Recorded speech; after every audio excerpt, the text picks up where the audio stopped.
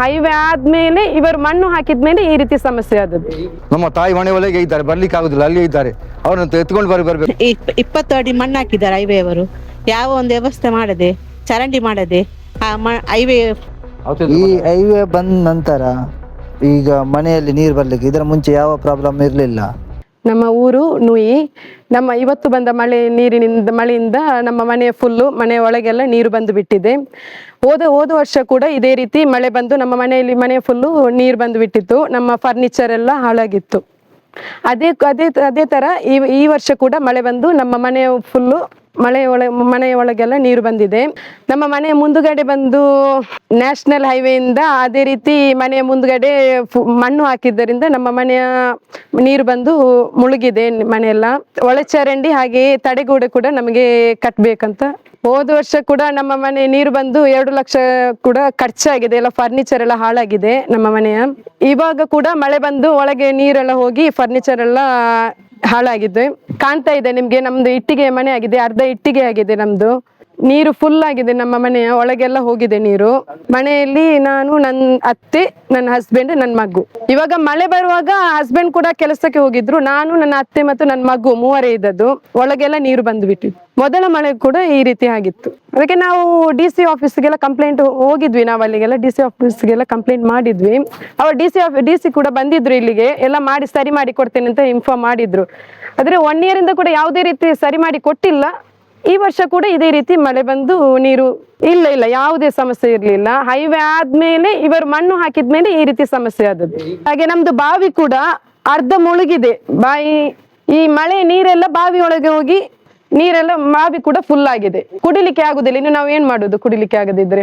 ಮಗು ಕೂಡ ಇದೆ, ಚಿಕ್ಕ ಮಗು. ಯಾವುದೇ ವ್ಯವಸ್ಥೆ ಕೂಡ ಮಾಡಿ ಕೊಟ್ಟಿಲ್ಲ. ಯಾರು ಕೂಡ ಬಂದು ಕೂಡ ಇಲ್ಲ ಇಲ್ಲಿ ನೋಡ್ಲಿಕ್ಕೆ. ಮುಗಿಲನ್ ಸರ್ ಅವರನ್ನು ಭೇಟಿ ಮಾಡಿದ್ವಿ ನಾವು. ಹೋದ ವರ್ಷ ಅವರು ಕೂಡ ಇಲ್ಲಿ ಬಂದಿದ್ರು. ಅವರು ಅವತ್ತೇ ಟ್ರಾನ್ಸ್ಫರ್ ಆದದ್ದು. ಅವತ್ತು ಈವ್ನಿಂಗ್ ಟ್ರಾನ್ಸ್ಫರ್ ಆದ್ರು. ಆದ್ಮೇಲೆ ದರ್ಶನ್ ಸರ್ ಅವರು DC ದರ್ಶನ್ ಸರ್ ಅನ್ನು ಕೂಡ ಮೀಟ್ ಮಾಡಿದ್ವಿ. ಅವರಿಗೆಲ್ಲ ನಾವು ಇಲ್ಲೆಲ್ಲ ಇನ್ಫಾರ್ಮ್ ಮಾಡಿ ಎಲ್ಲ ಬಂದ್ವಿ ಅವರಿಗೆಲ್ಲ. ಆದ್ಮೇಲೆ ಅವರು ಇಲ್ಲಿಗೆ ಬಂದಿಲ್ಲ. ದರ್ಶನ್ ಸರ್ ಕೂಡ ಬಂದಿಲ್ಲ ಇವತ್ತುವರೆಗೂ ಬಂದಿಲ್ಲ ಅವರು. ನಮ್ದು 2 ಮನೆಗೆ ಮಾತ್ರ. ಮೊಹಮ್ಮದ್ ಅಶ್ರಫ್ ಇಲ್ಲಿ ಮೊದಲು ಇದೇ ತನಕ ಆಗಿದೆ. ಆಗ ನಾವೆಲ್ಲ ನಮ್ಮ ನ್ಯಾಷನಲ್ ಹೈವೇ ಅವರಿಗೆ ಕಂಪ್ಲೇಂಟ್ ಮತ್ತು ಜಿಲ್ಲಾಧಿಕಾರಿಗೆಲ್ಲ ಕಂಪ್ಲೇಂಟ್ ನಾವು ಕೊಟ್ಟಿದ್ದೇವೆ. ಆಗ ಜಿಲ್ಲಾಧಿಕಾರಿ ಬಂದು ನಮಗೆಲ್ಲ ಭರವಸೆ ಕೊಟ್ಟಿದ್ರು. ನಿಮಗೆಲ್ಲ ಅವರ ಹತ್ರ ಹೇಳಿದರು, ಇವರಿಗೆ ತಡೆಗೋಡೆ ಕಟ್ಟಿ ಕೊಡಬೇಕು, ಚರಂಡಿ ಮಾಡಿ ಕೊಡಬೇಕು, ರಸ್ತೆ ಮಾಡಿ ಕೊಡಬೇಕಂತ ಹೇಳಿದರು. ಹಾಗೆ ಇವರು ನ್ಯಾಷನಲ್ ಅವರು ಏನು ನಮಗೆ ತೊಂದರೆ ಮಾಡಲಿಲ್ಲ. ಅವರು ಏನು ಒಂದು ಕೆಲಸ ಮಾಡಲಿ. ಈಗ ಮಣ್ಣಿಗೆ ಹಾಕಿಕೊಂಡು ಹೋಗಿದ್ದಾರೆ. ಈಗ ನಮ್ಮ ಮನೆ ತುಂಬಿ ಮೊದಲಿಂದ ಜಾಸ್ತಿ ಈಗ ನೀರು ಬರ್ತಾ ಉಂಟು, ಮನೆ ಒಳಗೆ ನೀರು ಬರ್ತಾ ಉಂಟು.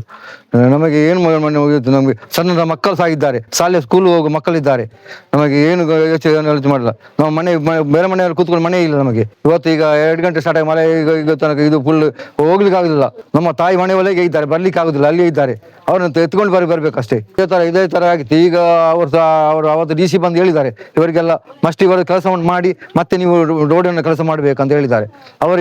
ಇವರ ಕೆಲಸವನ್ನೇ ಮಾಡಿಕೊಂಡು ಹೋಗಿದ್ದಾರೆ. ನಮ್ಮ ಕೆಲಸ ಏನು ಮಾಡ್ಲಿಲ್ಲ. ಇವರು ಖಾಲಿ ತೋಡು ಮಾಡಿಕೊಂಡು ಹೋಗಿದ್ದಾರೆ. ಅದಕ್ಕೆ ತಡೆಗೊಂಡು ಸಹ ಕಟ್ಟಲಿಲ್ಲ. ಈಗ ಎಲ್ಲ ಬಿದ್ದು ನಮ್ಮ ಮನೆ ಒಳಗೆ ಸಹ ನಮ್ಮ ಅವತ್ತು ನಮಗೆ 3 ಲಕ್ಷ ರೂಪಾಯಿ ಖರ್ಚಾಗಿದೆ. ನಮಗೆ ಒಂದು ನೈಬರ್ ಸಹ ಸಿಗ್ತಿದ್ದು ನಮ್ಗೆ ಕೊಡ್ಲಿಲ್ಲ. ಅವರು ಇಲ್ಲಿ ಬರಲೇ ಇಲ್ಲ. ಶಾಸಕರು ಬರಲಿಲ್ಲ, MP ಸಹ ಬರಲಿಲ್ಲ, ಯಾರು ಬರಲಿಲ್ಲ ಇಲ್ಲಿಗೆ. ನಾವು ಅಡ್ಡೂರು ನುಯಿಯಿಂದ ಮಾತಾಡ್ತಿದ್ದೇವೆ.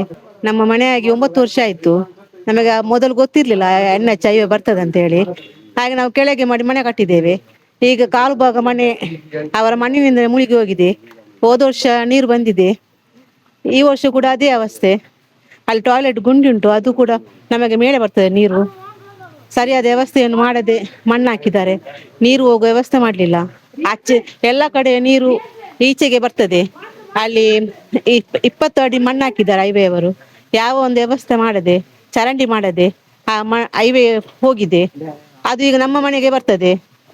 ಈಗ ನಮಗೆ ಮನೆ ಕಾಲು ಭಾಗ ಮಣ್ಣ ಇಲ್ಲಿ ಮುಳುಗಿದೆ. ಅಧಿಕಾರಿಗಳು ಬಂದು ಮಣ್ಣಲ್ಲೂ ನೋಡಿ ಹೋಗಿದ್ದಾರೆ.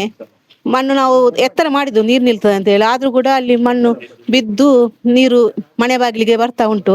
ಈಗ ಸ್ವಲ್ಪ ಮಳೆ, ತುಂಬಾ ಬರ್ಲಿಲ್ಲ ಮಳೆ. ಇನ್ನು ಈಗ ಜೋರು ಬಂದ್ರೆ ಈಗ ಮನೆ ಒಳಗೆ ನೀರು ಬರ್ತದೆ ತುಂಬಾ. ಮತ್ತೆ ನಮ್ಮ ಮನೆ ನೋಡಿ ಅರ್ಧ ಭಾಗ ನೀರು ಮಣ್ಣಿನಲ್ಲಿ ಮುಳುಗಿದೆ ಈಗಾಗಲೇ. ಇನ್ನು ಈಗ ಎಂತ ಇಲ್ಲ, ಇನ್ನು ಒಳಗೆ ಬರ್ಲಿಕ್ಕೆ ಸ್ವಲ್ಪ ಇರುದು ನೀರು. ಅದು ಒಂದು ಕಡೆ ಅಲ್ಲಿ ಟಾಯ್ಲೆಟ್ ಗುಂಡಿ, ಅದು ಕೂಡ ನೀರು ಒಳಗೆ ಹೋಗ್ತಾ ಉಂಟು, ನೀರು ಮೇಲೆ ಬರ್ತಾ ಉಂಟು. ಈ ಹೈವೇ ಬಂದ ನಂತರ ಈಗ ಮನೆಯಲ್ಲಿ ನೀರು ಬರ್ಲಿಕ್ಕೆ ಇದರ ಮುಂಚೆ ಯಾವ ಪ್ರಾಬ್ಲಮ್ ಇರಲಿಲ್ಲ. ಈಗ ಈ ಸೈಟ್ ಅವರು ಮಣ್ಣು ಹಾಕಿ 20 ಫೀಟ್ ಮಣ್ಣು ಹಾಕಿದ್ರು, ಹೈವರು 20 ಫೀಟ್ ಮಣ್ಣು ಹಾಕಿ ರೋಡ್ ಮಾಡಿ ರಸ್ತೆ ಮಾಡಿದ್ದಾರೆ. ಈಗ ಮಣ್ಣು ಬಿದ್ದ ಇದೆ, ಒಳ ಚರಂಡಿ ಏನು ವ್ಯವಸ್ಥೆ ಮಾಡಲಿಲ್ಲ, ಕಾಂಕ್ರೀಟ್ ಚರಂಡಿ ಸಹ ಮಾಡಲಿಲ್ಲ. ಸಣ್ಣ ಸಣ್ಣ ಮಕ್ಕಳು ಇದ್ದಾರೆ, ಸ್ಕೂಲ್ ಹೋಗ್ಲಿಕ್ಕೆ ರಸ್ತೆ ಇಲ್ಲ. ಈಗ ಆಚೆ ಮನೆಯವರು ಎಲ್ಲಿ ಹೋಗ್ತೇವೆ ಮರ್ಲಿಕ್ಕೆ, ಇಲ್ಲಿ ತುಂಬಾ ನೀರಿದೆ, ಹೋಗ್ಲಿಕ್ಕೂ ಆಗಲ್ಲ. ಮಕ್ಕಳಿಗೆ ಸಹ ಹೆದರಿಕೆ ಆಗ್ತದೆ, ಹೇಗೆ ಸ್ಕೂಲ್ ಕಳಿಸುದು ಅಂತ ಗೊತ್ತಾಗಲ್ಲ. ಮೊಹಮ್ಮದ್ ಇಮ್ತಿಯಾಜ್ ಅಂತ.